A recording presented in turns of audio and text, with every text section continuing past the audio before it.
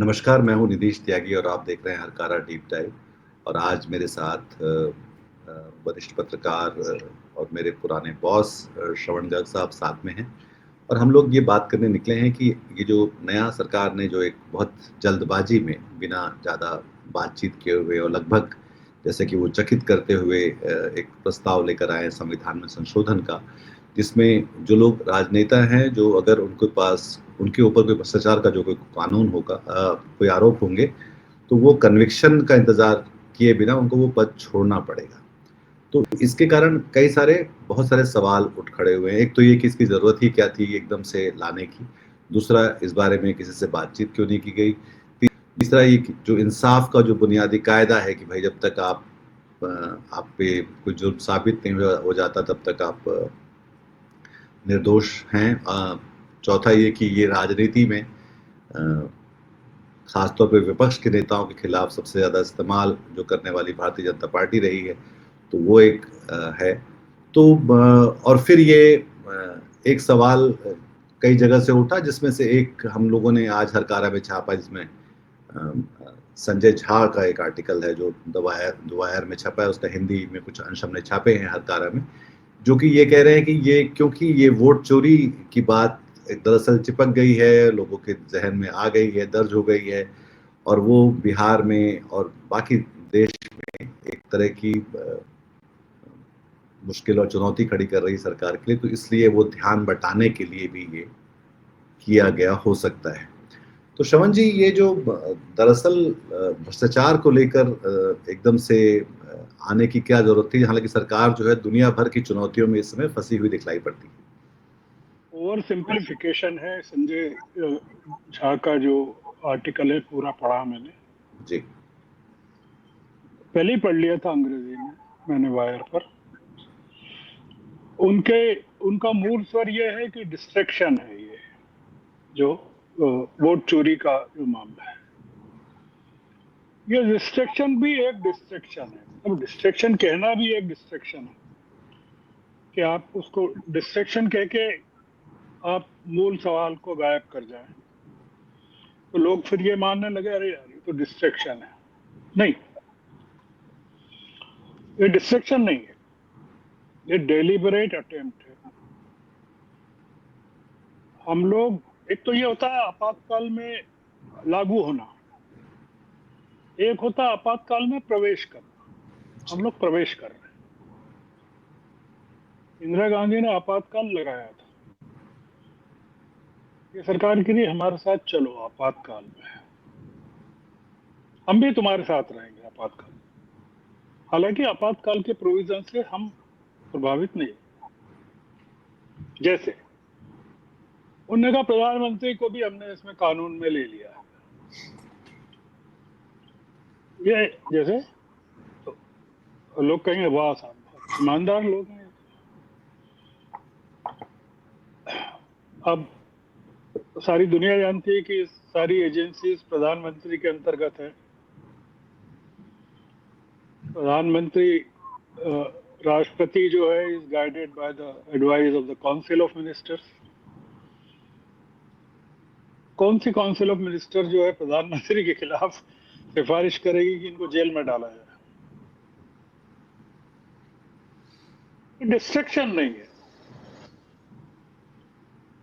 हमको, हमारे मुल्क को ऑलरेडी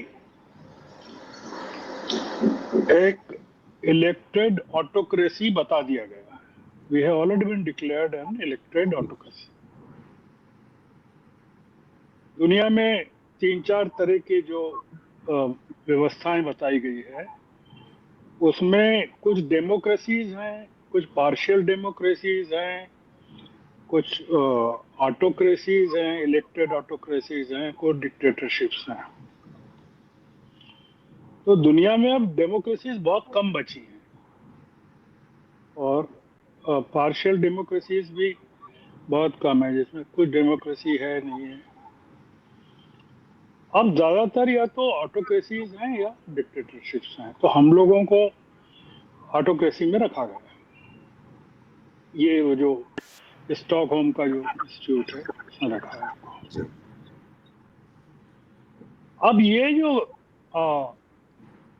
नया नया बिल है जिसकी आप चर्चा कर रहे हैं और संजय झा कह रहे हैं कि ये डिस्ट्रिक्शन नहीं है। सरकार को पता है कि ये जो बिल्स हैं जो जॉइंट पार्लियामेंट्री कमेटी को भेजे गए हैं उनको पारित करने के लिए 2/3 बहुमत चाहिए पार्लियामेंट। सरकार को पता है हमारे पास तो सिंपल मेजोरिटी भी नहीं। मतलब बिना पैसे दुनिया का सफर किया जा सकता है पर बिना बहुमत के संसद में बिल पास नहीं करवाए जा सकते। जिस हुकूमत के पास सिंपल मेजोरिटी नहीं जो बैसाखियों पर टिकी हुई है वो कॉन्स्टिट्यूशनल अमेंडमेंट लाई है जानते हुए भी। क्यों? इरादा कुछ अलग है। और इरादा ये है कि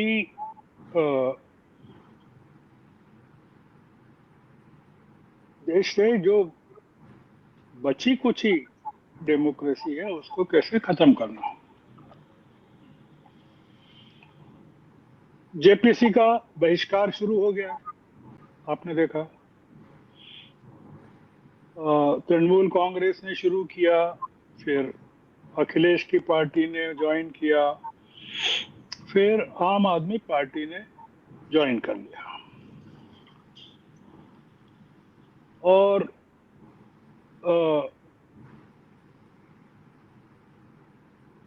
बाकी इंडिया ब्लॉक के जो मेंबर्स हैं उनके ऊपर है वो अगर जेपीसी के मेंबर्स बने रहना चाहते हैं कि नहीं। क्योंकि चीफ जस्टिस ने जो कहा है हाल में और वो भी वायर में निकला है उसका एक कोट है जो हमारे चीफ जस्टिस साहब हैं कि if the executive itself is permitted to be a जज then we will be hitting the very concept of separation of powers granted by the constitution। ये उन्होंने गवाई साहब ने कहा है। ये जो सरकार कर रही है सेपरेशन ऑफ पावर्स की 12 बजा रही। No chargesheet, no bail hearings, no trial, no verdict, no judicial process of any kind. उसके बावजूद चीफ मिनिस्टर्स को सत्ता से बाहर किया जा सकता है। और आपको पता है कितने लोग अभी फंसे हुए हैं, कितने लोगों ने डिक्लेयर किया है कि वो उनके खिलाफ क्रिमिनल केसेस हैं। तो 30 में से 12 चीफ मिनिस्टर्स ने डिक्लेयर किया एफिडेविट पर कि they are facing criminal cases. आप लिस्ट निकाल लीजिए कौन है।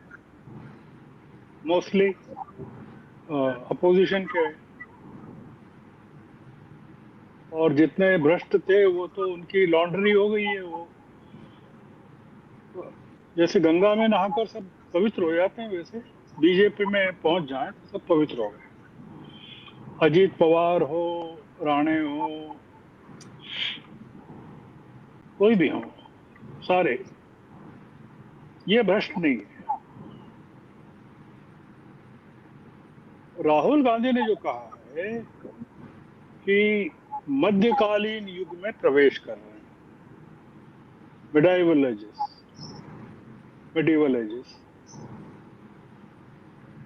जिसमें राजा जो कह रहे वही सही। ये जो एसोसिएशन ऑफ डेमोक्रेटिक रिफॉर्म्स है उसने जो prevention of money laundering act के बारे में जो फिगर्स आए हैं कि 2015 से 2025 तक 5,892 5892 केसेस मनी लॉन्ड्रिंग एक्ट में, उसमें से केवल 8 का कन्विक्शन हुआ है, 0.1%। आप कहेंगे कि बाकी लोग छूट गए क्या? नहीं, जेल में।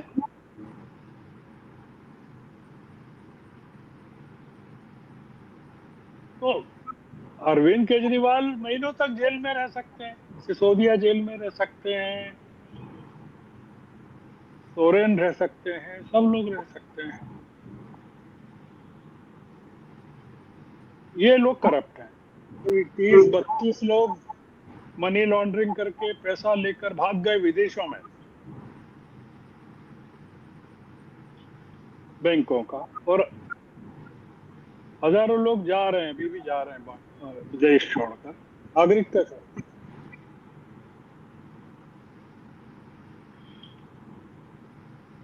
अखिलेश यादव ने क्या कहा? उसने कहा, अखिलेश ने उसने कहा कि कोट किया उन्होंने ये अमित शाह को, अखिलेश यादव ने,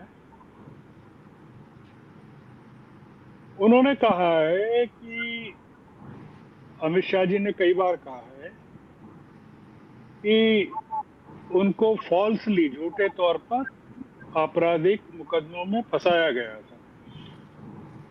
जैसे उनके बारे में कहते हैं ना, तड़ी पार वगैरह हम्म। नारे लगे थे अभी राज्यसभा में। तो बोले जब अमित शाह कह रहे हैं कि ही वाज फॉल्सली इम्प्लीकेटेड, तो इसका मतलब है कि झूठे मुकदमे किसी पर भी ला दिए जा सकते हैं, मतलब हम पर भी ला दिए जा सकते हैं। अगर होम मिनिस्टर कह रहा है कि उसको फंसाया था झूठे मुकदमों में से कांग्रेस की हुकूमत ने, तो ये भी है ना कि अखिलेश यादव का कहना है कि हमको भी फंसाया जा सकता। तो वो कह रहे हैं कि फिर आ, ये बिल लाने का मतलब क्या है?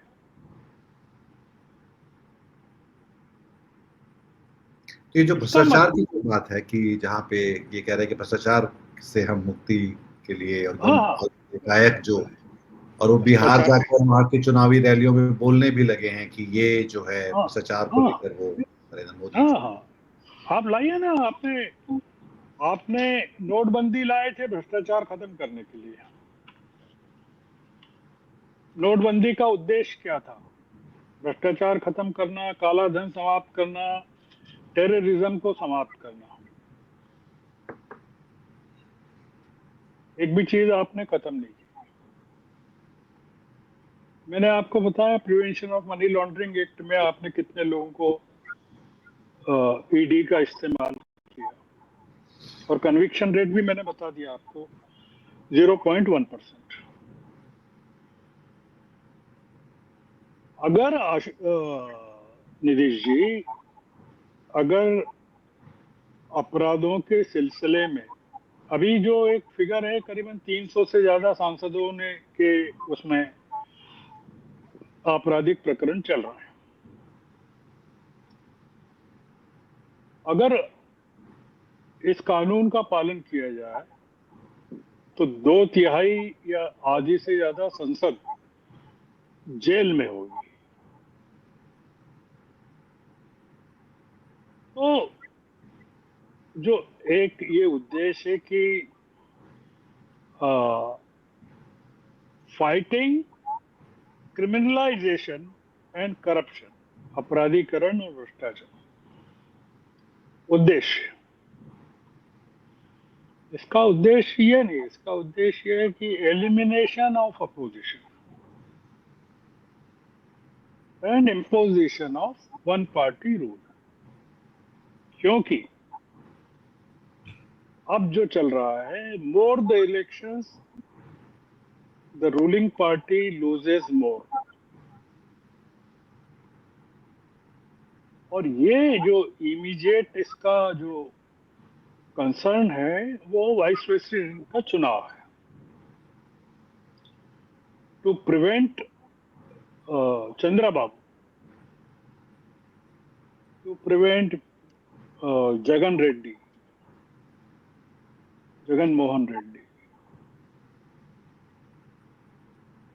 To prevent Eknath Shinde, to force BJD allies to fall in line, otherwise we'll see.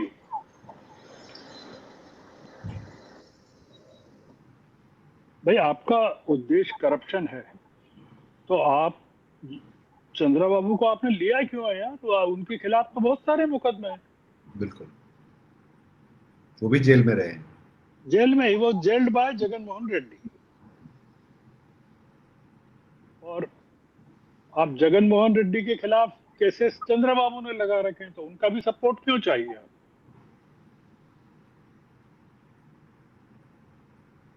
तो आपको करप्शन के प्रति जो प्रेम है या नाराजगी है, सिलेक्टिव है। इसलिए क्या हो गया कि लोग यकीन नहीं कर रहे इन पर। और अब आप देखिए कि अगर पूरी जेपीसी का बहिष्कार हो जाता है, अपोजिशन कर देता है, तो क्या करेंगे जेपीसी? अभी तो कॉन्स्टिट्यूट होना बाकी है, वैसे भी उसमें मेजोरिटी बीजेपी की लोग रहेंगे by virtue of they being in the majority. तो पीएससी का अस्तित्व क्या रहेगा? आपसे कहा पीएससी कॉन्स्टिट्यूट करिए हिंडनबर्ग पर, आपने नहीं की। आपसे कहा जेपीसी बनाइए अडानी के खिलाफ, आपने नहीं की। तो ये सारे मामले जो हिंडनबर्ग में आए या इलेक्टोरल बॉन्ड्स में आए या सेबी को लेकर जितने आरोप लगे, ये तो सब भ्रष्टाचार ही है ना। आप जो कह रहे हैं भ्रष्टाचार के खिलाफ लड़ाई है, तो कौन सा भ्रष्टाचार और है ये बताइए।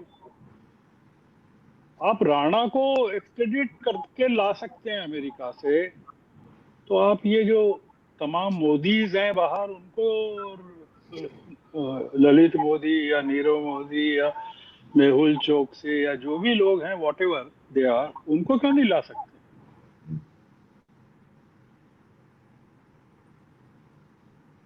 ये सरकार अपनी देखिए, it has lost majority and it has lost credibility both. तो इसमें ये हो गया है कि अब ये they can't be democratically get re-elected, और ये प्रूव हो गया 2024 के लोकसभा इलेक्शन के रिजल्ट से कि इनको चाहिए थे 400, इनके 240।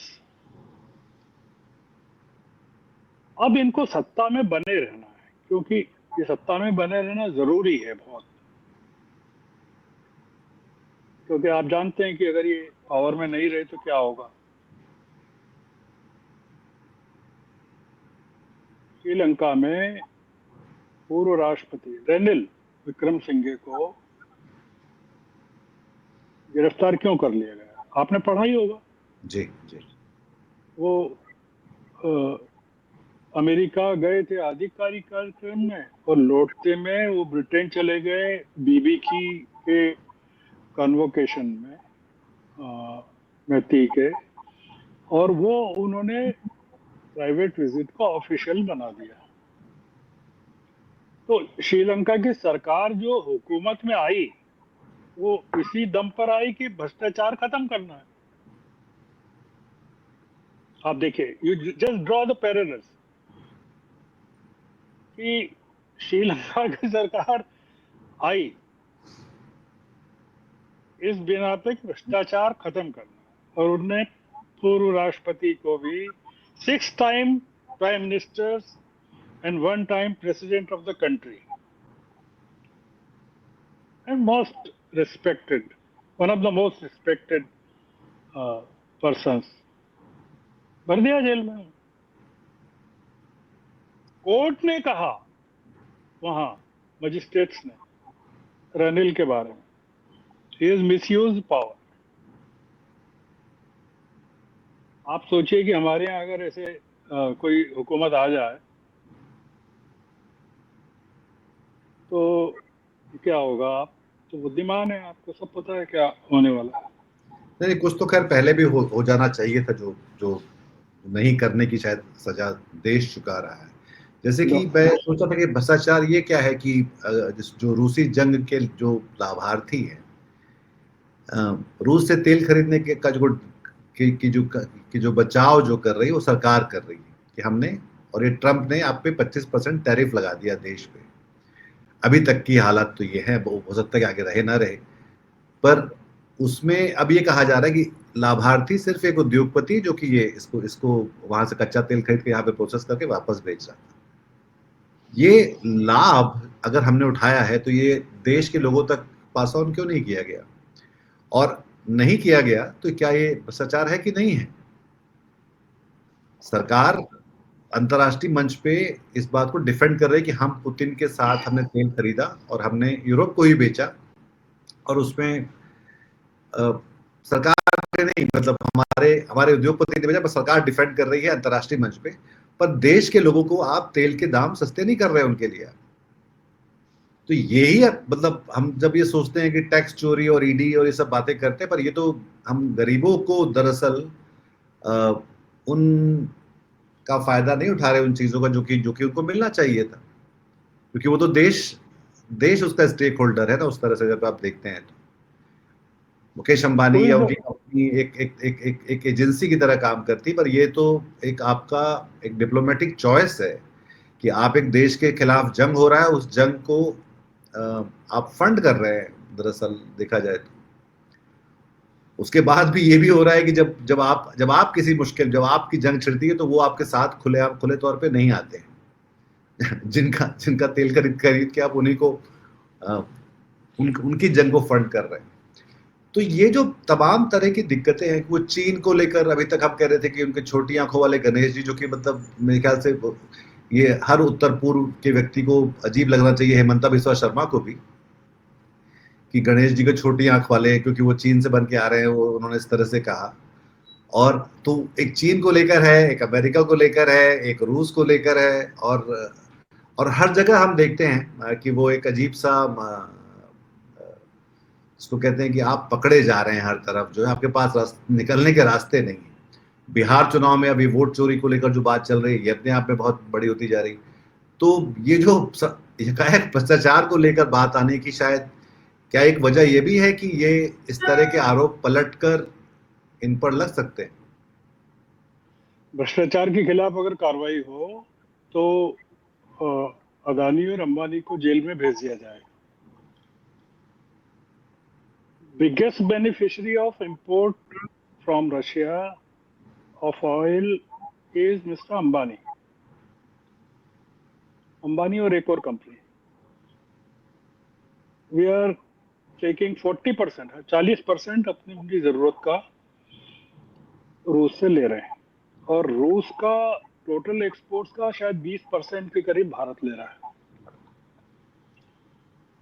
लाखों बैरल एवरी डे, और वो जो लाखों बैरल आ रहा है उसका 60% 70% प्रोसेस होकर एक्सपोर्ट हो रहा है और दुनिया के देशों को। और ये ट्रंप को पता है,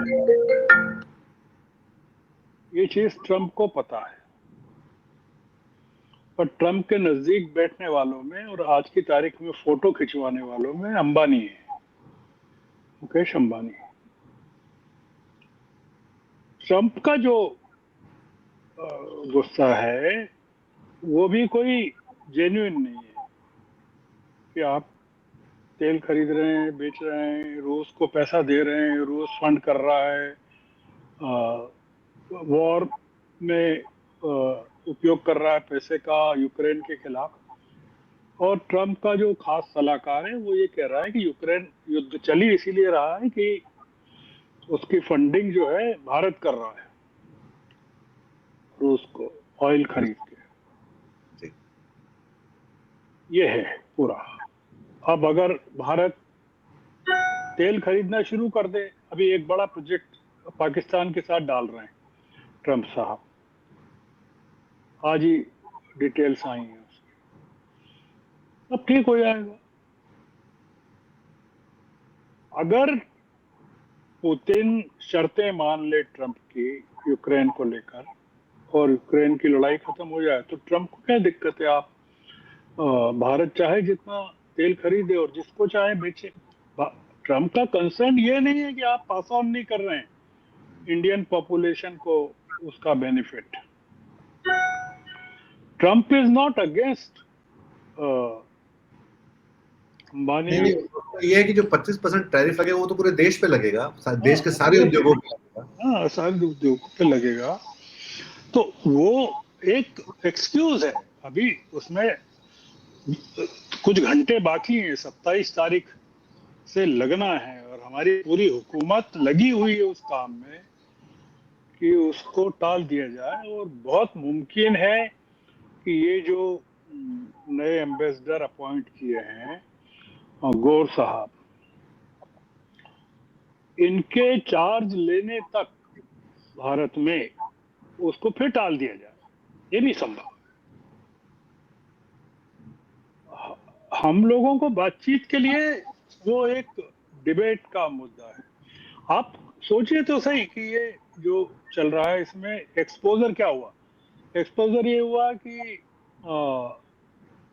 ऑब्जर्वर रिसर्च फाउंडेशन एक है अमेरिका में, दिल्ली में। Funded by Ambani, lobbying for Indian government for Ambani. उसके एग्जीक्यूटिव डायरेक्टर जयशंकर के बेटे ध्रुव जयशंकर है। हाँ, हमको पता ही नहीं है देश को कि हमारी फॉरेन पॉलिसी के जो सूत्र हैं बाप और बेटे दोनों के हाथ में है। सुषमा स्वराज के और उनकी बेटी के हाथ में नहीं थे जब वो foreign C.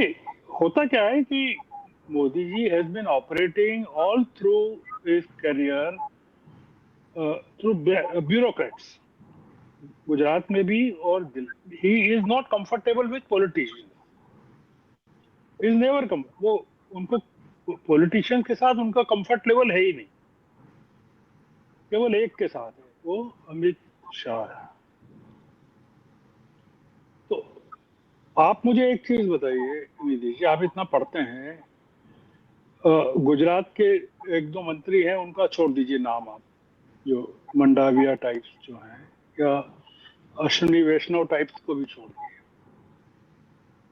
Can you name any senior minister who enjoys confidence of mister Narendra Modi? No, none.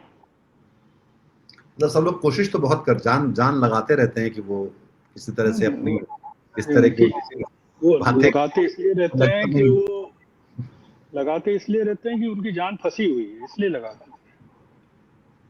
वो जान छुड़ाना चाहते हैं। वो असल में जान जब लगाते हैं तो वो एक्चुअल में मोदी जी से जान छुड़ाना चाहते हैं, ऐसा है। तो इसलिए ये आप पाएंगे कि देश को कौन चला रहा है? जयशंकर चला रहा है। और पूरा फियास्को हुआ पाकिस्तान के साथ, चीन के साथ। आज अब वो पाकिस्तान से चीन से भी बात कर रहे हैं, जयशंकर रूस से भी कर रहे हैं, पब्लिकली अमेरिका को डांट भी रहे हैं और साइलेंटली अमेरिका के साथ बातचीत भी कर रहे हैं। वो कह रहे हैं कि ट्रेड टॉक्स आर ऑन। इसलिए मैं कह रहा हूं कि ये जो आपका मूल विषय है, जो आप कह रहे हैं बिल्स, ये पाखंड है। ये इसका कोई, ये एक्चुअल में मोदी जी का सत्ता में बने रहने का, इसका एक और है, इसका बी प्लान भी होगा, इसका सी प्लान भी होगा। कि अगर ये फ्लॉप हो जाता है कॉन्स्टिट्यूशनल अमेंडमेंट का, ये तीनों बिल का हश्र कुछ भी हो, बी प्लान क्या हो सकता है, सी प्लान क्या हो सकता है? और वो उसका वोट चोरी के नारे से कोई ताल्लुक नहीं है। आप ये नहीं कह सकते कि डिस्ट्रैक्शन। वोट चोरी के खिलाफ मूवमेंट पैरेलल चल रहा है, एक चल रहा है, और more it grows, Modi ji becomes more dictatorial, this regime becomes more and more rigid, Vindictive. vindictive. It has already been, और बहुत ज्यादा, क्योंकि हो ये गया है कि राहुल गांधी को इतना सपोर्ट मिल गया है, इतना ज्यादा, कि राहुल गांधी को खरोच भी आ जाए। अब तो जिम्मेदारी हो गई हुकूमत की कि राहुल गांधी को खरोच भी नहीं आनी चाहिए। अगर वो कोई अपने हाथ से इंजरी कर लेंगे तो भी वो सरकार के मत्थे पर आ जाएगा। ये हो गया, जिसको कहते हैं सेल्फ इन्फ्लिक्टेड इंजरी। हाँ, मतलब हम लोग देखा कि पहले जब वो यहाँ जब भट्टा परसौर में धक्का मुक्की की जा रही थी उनके साथ में या बाकी जगह पे, तो वो अब एक तरह से उससे अब बाहर जा चुके हैं उस चीज। एक और बात जो इन्होंने कही उस समय की, ये अभी अपने आजादी के भाषण में भी और अभी बिहार में भी कहते फिर रहे हैं कि किसानों के साथ जो, मैं किसानों के साथ खड़ा हूँ, समझौता नहीं करूंगा। और सतपाल मलिक के समय हमने देखा कि कैसे जब उन्होंने उनसे कहा कि भाई 600 किसान मारे गए, तो उन्होंने कहा कि क्या वो मेरे लिए मारे गए? तो इनकी निगरानी में 600 किसान सड़क पे बैठे हुए ठंड में बारिशों में मरे, और अब ये किसानों के कीमत, किसी भी कीमत पे किसानों से के हितों से समझौता नहीं करेंगे, ये अब ये बता रहे हैं। भ्रष्टाचार पे भी जो बात है वो साफ साफ दिखती है, क्योंकि ये स्वयं सिद्ध है। मतलब इसमें कोई, इसको इसके लिए किसी विपक्ष की जरूरत नहीं है ये बताने के लिए कि भाई आप जो बात कह रहे हैं आप खुद ही उसको गलत साबित कर चुके हैं। आपके जो आपका जो काम है, हम चाहे विश्व गुरु की बात कर लें या बाकी दुनिया भर की, एक तरफ सारी बातों को रख दे जो अभी तक कही गई देश के साथ, और एक तरफ जो जो जो किया धरा है वो जो सामने है, हम सबके सामने है। तो अब ये है कि वो जो किया धरा है उसको किस तरह से ये हम सब खुली नजरों से देख पाए कि ये जा किस तरफ रहा है। जो हुआ है वो तो हुआ है, पर ये देश को किधर लेके जा रहा है, हम सबको किधर लिए जा रहा है, और जो लोकतंत्र को किस तरफ लेके जा रहा है। देखिए, अब लोकतंत्र को तो आप मत बीच में लाइए, क्योंकि ये लड़ाई अब लोकतंत्र की तो केवल राहुल गांधी लड़ रहे हैं, और विपक्ष जो है अपने आप को बचाने की लड़ रहा है, जो कि वो इनके साथ, राहुल गांधी के साथ आ गया है। कंपल्शन जरूरी हो गया है कि आप अगर मरेंगे तो सब मर जाएंगे टाइप्स हो गया है। आप इस बात के लिए तैयार रहिए निधि जी कि एग्रीकल्चर सेक्टर में हम कुछ कॉम्प्रोमाइज के लिए तैयार हो जाएं। पहली बात तो ये, अब वो कहाँ होंगे? एग्रीकल्चर में मक्का के इंपोर्ट पर होंगे, सोयाबीन के इंपोर्ट पे होंगे, और डेयरी में हम कुछ मांसाहारी गायों के दूध को लेकर होंगे, उसको लेकर होंगे, या जेनेटिकली मॉडिफाइड प्रोडक्ट्स को लेकर होंगे, सीड्स को लेकर होंगे। आप पाएंगे, जो मैं पढ़ रहा हूँ ट्रेंड, उसमें उनका पूरा प्रेशर इस समय लगा हुआ है, और हम लोग ऊपर से कह रहे हैं कि हम एग्रीकल्चर सेक्टर की कीमत पर निकले। अगर आप गूगल करें और पता करें कि एग्रीकल्चर सेक्टर का भारत की जीडीपी में कितना कंट्रीब्यूशन है, तो आपको पता चलेगा कि सबसे ज्यादा है। मतलब सर्विस सेक्टर के बाद नंबर 2 या नंबर 3 पर हम एग्रीकल्चर सेक्टर है। कोविड के बाद तो सबसे बड़ा एम्प्लॉयर भी वही हो गया था, जहाँ सबसे ज्यादा लोगों को रोजी रोटी जहाँ से। दूसरा ये नहीं, हाँ, तो जीडीपी में कंट्रीब्यूशन चाहे सेकंड हो या थर्ड हो, पर जो एम्प्लॉयर है सबसे बड़ा 70% पॉपुलेशन इस पर है। रूरल सेक्टर में already unemployment is very high. ये अगर पार्लियामेंट का बाइफरकेशन देखें तो सबसे ज्यादा जो मेंबर ऑफ पार्लियामेंट है रूरल सेक्टर से आते हैं चुनकर। जी। हालांकि बोलने वाले अर्बन है, पर जो मेजोरिटी है वो रूरल है। एग्रीकल्चर को इन्होंने छोड़ा नहीं कि ये मरे नहीं, ऐसा है। जैसे है ना, करो और मरो, ऐसा है ये इसके लिए। तो इसलिए ये अड़े हुए हैं। जैसे अभी आजकल में भी जो शंकर ने कहा एग्रीकल्चर को लेकर, जो बोन ऑफ कंटेंशन है, तो ये 25% का, और अगर आ गया 50% ऑलरेडी, अगर आप पढ़ें, मैं आज का बिजनेस स्टैंडर्ड पढ़ रहा था, ये शायद, हाँ, तो बैंक से already stepped into the rescue of exporters, कि उनको इंटरेस्ट में कमी करना या लोन को रिशेड्यूल करना या बहुत सारी चीजों में बैंक्स कूद गए हैं कि कैसे इनको सेव करें एक्सपोर्टर्स को। दूसरा ये कि सबसे बड़ा जो हम लोग देख रहे हैं, हमारी इकोनॉमी देख रही है कि अमेरिका में इंटरेस्ट रेट अगर कम होता है, इंटरेस्ट रेट कट होने वाला है, फेडरल एक्सचेकर ने जो कहा है, शायद आज कल में होने वाला है, वो अगर कम हो जाता है तो हम लोग बहुत बच जाएंगे। जो डॉलर है वो थोड़ा जी। सा कमजोर हो जाएगा रुपए की तुलना में, तो हम लोग बच जाएंगे। हम लोग क्या है कि आर्टिफिशियल लिम्स पर जिंदा रहना चाहते हैं, इसको कहते हैं कि हम अमेरिका की तरफ देख रहे हैं कि इंटरेस्ट रेट कट हो जाए। हम ये देख रहे हैं कि अमेरिका कुछ हमको एग्रीकल्चर के मामले में हमारी बात मान जाए।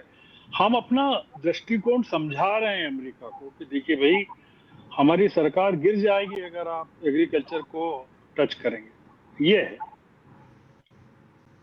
एक बात जो ये भी थी कि बिहार के चुनाव को लेकर, क्योंकि ये बिहार में अब हम देख सकते हैं कि एक तरह से एक लामबंदी हो गई है, जिसमें चुनाव आयोग जो कुछ कर रहा है एसआईआर के नाम पे, उसके साथ भारतीय जनता पार्टी खुलकर खड़ी है, और जेडीयू तो उतना साफ साफ साफ नहीं बोल रहे, पर वो कुछ भी नहीं बोल रहे उनकी तरफ से। पर बाकी जो हैं तेजस्वी और राहुल गांधी, ये जो कर रहे हैं वोट चोरी के नाम पे, तो वहां पे जाके जब आप ये किसान वाली बात करते हैं या भ्रष्टाचार वाली जो बात करते हैं, जो नरेंद्र मोदी ने वहां जाके की है, तो उसके उसके सियासी पक्ष क्या है वहां के हिसाब से, बिहार के चुनाव जो नवंबर से पहले होने वाले हैं?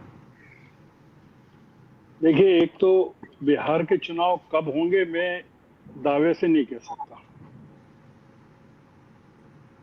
गवर्नर साहब अगर एक रिपोर्ट दे दें कि लॉ एंड ऑर्डर की सिचुएशन अभी फेवरेबल नहीं है, तो वो कह देंगे 6 महीने बढ़ाया जाए, राष्ट्रपति शासन लगा दिया जाए।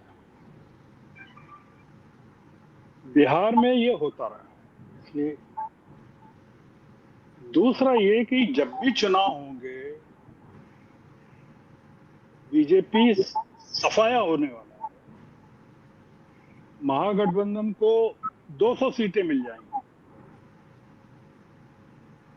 तो बिहार का चुनाव तो आप मानकर चलिए कि गया इनके हाथ से। ये बोध गया में गए थे, इसका मतलब है कि ये गए, ऐसा आप मान के चल सकते हैं कि इनका वहां कोई, बिहार में अब कोई लेने वाला देने वाला नहीं बचा है। और नीतीश की वापसी इसीलिए ये हुई है। वहां नीतीश को पहले बाहर कर दिया गया था पूरी तरह से, अब फिर से उनके साथ हाथ ऊंचे कर लिए मोदी जी ने वहां, कि भाई इनके ही नेतृत्व में लड़ेंगे। इसलिए कि जो अति पिछड़े वर्ग के लोग हैं, जिनमें नीतीश का अभी भी होल्ड है, वो कम से कम नीतीश के कारण आ जाएं, जो कि लगता नहीं। तो बिहार का चुनाव तो आप मान लीजिए कि गया से जब भी होगा। बिहार में बीजेपी का कोई नेता जाए और चुनाव प्रचार करे, अब ये संभव नहीं है। आप देख रहे हैं प्रियंका गांधी पहुंच रही हैं,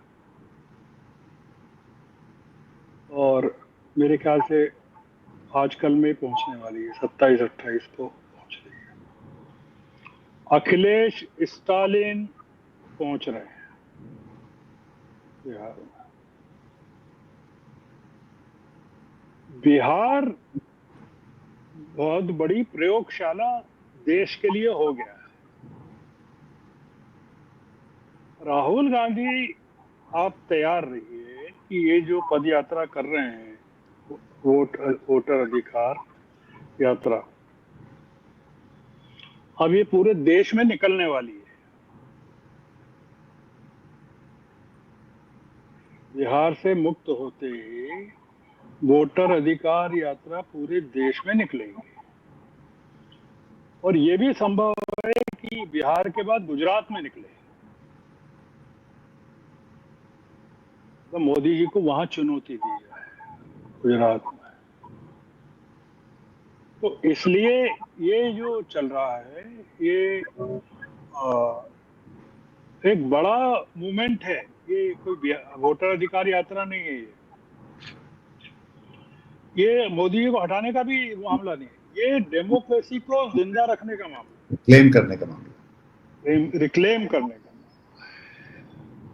और लास्ट अपॉर्चुनिटी है विपक्ष के लिए, आखिरी। तो इसलिए मैंने आपको कहा कि इनका बी प्लान भी है, सी प्लान भी है, डी प्लान भी है, और ये केवल 2 लोग हैं, इनके साथ 2-3 और तो होंगे इसमें बस। जो हम आज इस बढ़िया सी बातचीत के आखिरी सवाल एक था कि जो राहुल गांधी करते दिखलाई दे रहे हैं, जहाँ पे लोकतंत्र अपने आप को रिक्लेम करता हुआ दिखलाई दे रहा है, जहाँ पे देश उनके साथ जाग रहा है, जुड़ भी रहा है, हम देख सकते हैं ये सब। पर कांग्रेस पार्टी में आपको क्या लगता है कि वो क्या उसके हिसाब से कदम मिलाकर चल पा रही है, या वो अपनी अंदर जो ढांचागत उसको बदलाव करने थे वो कर पा रही है? जैसे कि अभी हमने देखा कि ये मध्य प्रदेश में ही जहाँ पे वो बता रहे हैं कि 80,000 वोटों के बारे में अब वो बता रहे हैं, जब पर ये पहले क्यों नहीं बता रहे थे जब ये बात थी और इनकी नाक के नीचे और इनकी आंखों के सामने हो रही थी। तो कांग्रेस के भीतर आपको क्या लगता है कि वहां पर क्या बदलावों की जरूरत है, या वो किस अभी भी कहना चाहिए कि जो वो क्यों नहीं दिखलाई पड़ते, जैसे कि विपक्ष के बाकी पार्टियां, जो जो सिविल सोसाइटी के लोग हैं, जहां पे लोग खड़े हुए हैं, वो दिखलाई पड़ रहे हैं राहुल गांधी के साथ। कांग्रेस की विजिबिलिटी या कांग्रेस का जो की प्रासंगिकता के बारे में क्या बोलते हैं? देखिए, राहुल गांधी ने कांग्रेस को अभी किनारे पर रख दिया है, और जनता को कांग्रेस मान लिया है। तो ये मान के चलिए, अगर जनता कांग्रेस हो जाए और विपक्ष उनके साथ जुड़ जाए एज वर्कर, तो राहुल गांधी को दिग्विजय सिंह और कमलनाथ की जरूरत नहीं है। मध्य प्रदेश का आपने उदाहरण दिया, मध्य प्रदेश में ताजा बहस ये चल रही है दिग्विजय सिंह और कमलनाथ के बीच में कि सिंधिया छोड़कर क्यों गए। कमलनाथ ने कहा आज कि वो दिग्विजय सिंह के कारण गए, और दिग्विजय सिंह ने पहले जो कहा था उसका आशय ये था कि बिना नाम लिए कमलनाथ के गांव, और अब सिंधिया ने भी कुछ कहा है इसके जवाब। ये जो लोग हैं जो 80 के करीब पहुंच रहे हैं, 78, 79, ये अभी अतीत में है। राजस्थान में गहलोत साहब भी यही काम कर रहे हैं। राहुल गांधी एक समय तक इन लोगों को बर्दाश्त करते रहे, अब इनको छोड़ दिया है राहुल गांधी ने। They've been deserted. Rahul Gandhi के नए जो सेनापति और सैनिक हैं वो अखिलेश हैं, तेजस्वी हैं, आदित्य ठाकरे हैं, संजय सिंह हैं, ये लोग हैं। तो कांग्रेस की अब जरूरत बची भी नहीं। आप एक चीज ये मान लीजिए, हम अगर ये बात कर रहे हैं कांग्रेस, तो Congress has lost its relevance. वो लड़ सकती है मोदी से, नहीं लड़ सकती। वहां भी, बिहार में भी राहुल गांधी कांग्रेस पर डिपेंडेंट नहीं, उनके साथ दीपंकर भट्टाचार्य हैं, सीपीएमएल, सीपीएमएल, वो है तेजस्वी। तो राहुल एक नई कांग्रेस बना रहे हैं, और वो कांग्रेस विपक्षी कांग्रेस है। उसका नाम फिर कुछ भी दे दीजिए। तो इसलिए कांग्रेस का कोई होना नहीं होना, क्योंकि राहुल अब अपनी उम्र को बर्बाद नहीं कर सकते इन लोगों के लिए। जो लोग कांग्रेस के परेशानियों के लिए जिम्मेदार हैं, उनके लिए he can't afford to spend his life to protect them। इसलिए आप देख रहे हैं मनीष तिवारी हो या थरूर हो या आनंद शर्मा हो।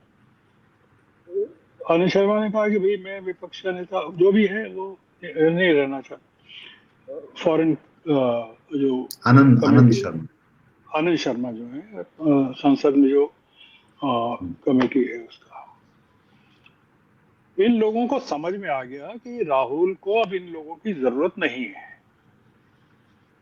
ये दे हैव रियलाइज्ड।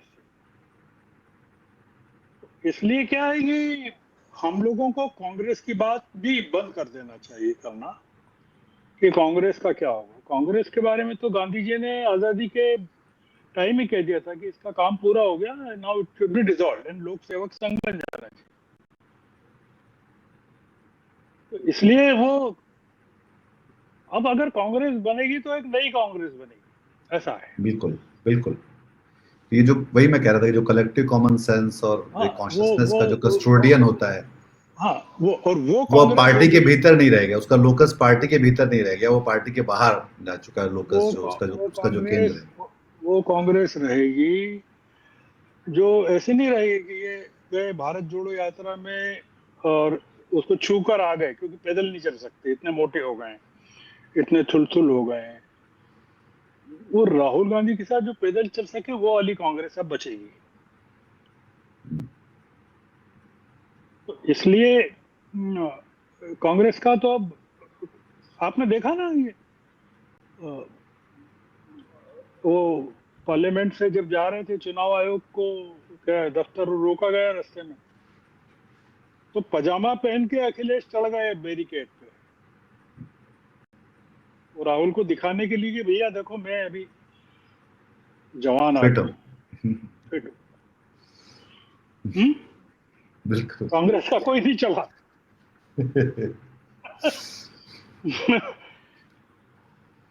तो ये भी एक दिलचस्प बात है इस समय की, कि जिस समय जिस पार्टी का नेता सबसे मुखर होकर दरअसल इसको बोलते हैं कि सांड को सींग से पकड़ लेना जो है वो कर रहा है, उसकी पार्टी वहां पे बहुत ज्यादा दिखलाई नहीं पड़ती है।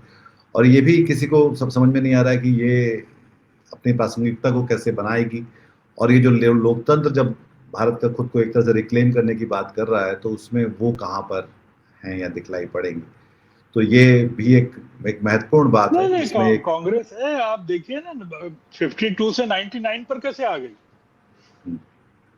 सबसे बड़ा दल कैसे बन गया। नहीं वो तो है, पर मेरा ये कहना है कि ये जो सब चीजें जब चीजें हो रही तो उसमें वो अब जागते हुए दिखलाई दे रहे हैं। ये हाँ अस्सी ठीक है। हजार वोट जब कटे थे तो उस समय तो कोई नहीं बोल रहा था कि जब ये इनके हाथ से सत्ता लेके चले गए तब तो ये नहीं बोल रहे थे, तो ये अब बोल रहे हैं। तो ये भी एक सवाल था कि भाई आप क्या कर रहे थे जब आपके साथ ऐसा हो रहा था। तो वो या तो तो आप उसमें सुप्रीम कोर्ट ने फटकारा है ना, ये आप क्या कर रहे थे। आप या तो सो रहे थे या आप इस जुर्म में और शामिल थे, तीसरी कोई शक्ल नहीं होती ना इसमें। तो इसलिए ये तो देखिए अब ये लंबा चलेगा, और इसलिए लंबा चलेगा कि मोदी जी छोड़ने वाले नहीं है। जैसे होता है ना कि आपको डाइवोर्स लेना है तो बीवी का है, आप तुमको लेना हो तुम लो, मैं नहीं छोड़ रही तुमको, या पति कहे कि मैं नहीं छोड़ रहा। तो ये मोदी जी ऐसा है कि आप मुझे हटाना चाहते हो हटाओ, मैं नहीं हटना चाहता, हटूंगा। ठीक है, तो ये आज की इस बात को हम लोग यहीं पे रोकते हैं। आगे भी बात करते रहेंगे श्रवण जी के साथ में, और इस देश की इस समय की जो बहुत दिलचस्प और बदलती सियासत को समझने के लिए आपको ये बातचीत अच्छी लगी तो इस कार्यक्रम को लाइक करिए, हमारे चैनल को सब्सक्राइब करिए, और अपने हम ख्याल लोगों के साथ, हम जैसे लोगों के साथ जिन्हें जिन्हें इस देश से प्यार है उनके साथ इसको साझा भी करिए। बहुत शुक्रिया आपका, बहुत शुक्रिया श्रवण जी, नमस्कार। Thank you, thank you. एक धनवान ने आज अपना धर्म छोड़ दिया, आज एक भूखे ने फुटपाथ पे